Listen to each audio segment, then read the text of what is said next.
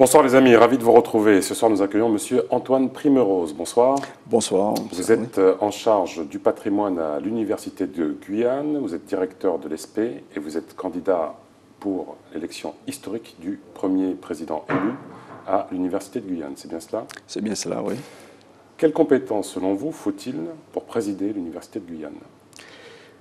Pour l'Université de Guyane, mais au-delà, de façon générale, on a besoin d'avoir des compétences de gestion de politique publique, de gestion de budget public, et puis aussi les montages de dossiers, le suivi des dossiers, avoir aussi des compétences en matière de négociation, de discussion avec des partenaires, que ce soit du territoire ou de notre tutelle de l'enseignement supérieur. Donc on a reçu Madame Ider Krivski, pardon pour l'erreur, qui parlait de valeur. Vous êtes plus sur la compétence un peu gestion. Il faut deux choses. Nous sommes résolument tournés vers un projet qui s'installe dans la continuité de tout ce qui a été construit jusqu'à maintenant pour mettre en place cette université de Guyane.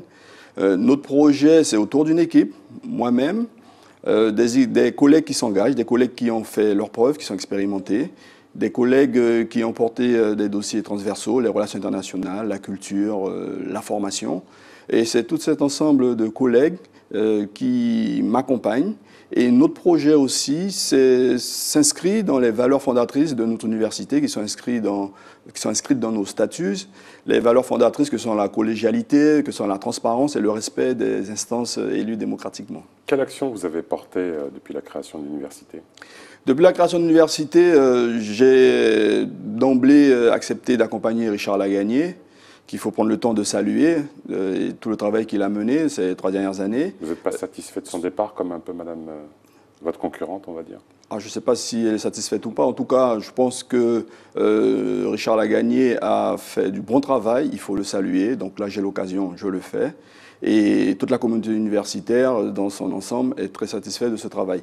Alors, il faut tout de suite,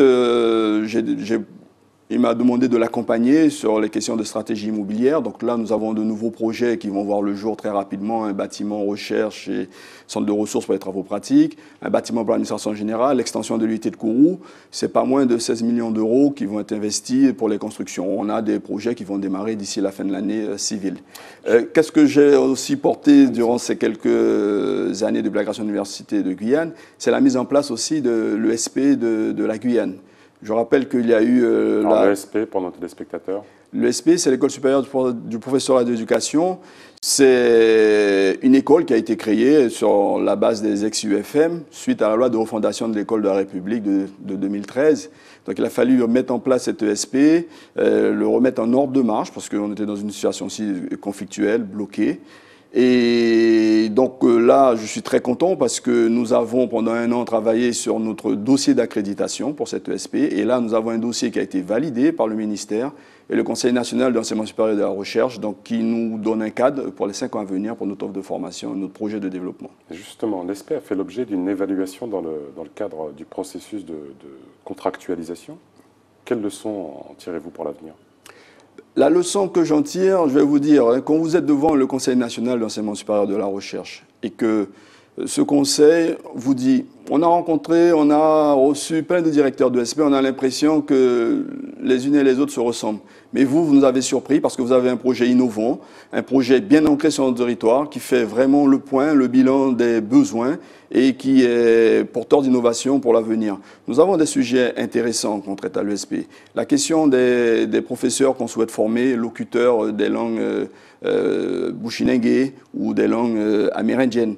Nous avons le sujet de la formation des intervenants en langue maternelle que l'ESP, l'université dans sa globalité avec la formation continue, va porter. Nous avons le sujet du développement de l'ESP sur l'Ouest. Donc ça aussi, ça fait partie des choses qui sont inscrites dans notre dossier d'accréditation. Ça va se faire, ça? Oui, ça va se faire. Nous sommes dans une phase, et là c'est le vice-président patrimoine qui s'exprime, nous sommes dans une phase où on lance l'étude de faisabilité sous maîtrise d'ouvrage rectorat pour cette antenne de l'Ouest. J'ai vu qu'un collectif, je vous pose la même question qu'à votre concurrente, qu'un collectif des universitaires avait demandé le départ du président Lagagné des élections anticipées. Qu'est-ce que vous pouvez nous dire sur ce sujet? Moi, ce qui me navre, c'est que, au-delà de la demande, c'est que nous sommes dans une communauté universitaire, on peut avoir des divergences, mais il me paraît important et fondamental que quand on écrit des choses, qu'on les signe et qu'on les porte à voix haute. Là, c'était anonymé? C'était anonymé et jusqu'à aujourd'hui, on ne sait pas qui représente ce collectif. Je fais juste une petite parenthèse. La Guyane est grande. Pourquoi seriez-vous éventuellement favorable à créer un campus universitaire de 20, 50 hectares, je sais pas, dans une commune comme Roura, plutôt que tout concentrer sur Cayenne? Je pense qu'il faut aujourd'hui, ces questions d'immobilier, je m'en suis beaucoup préoccupé.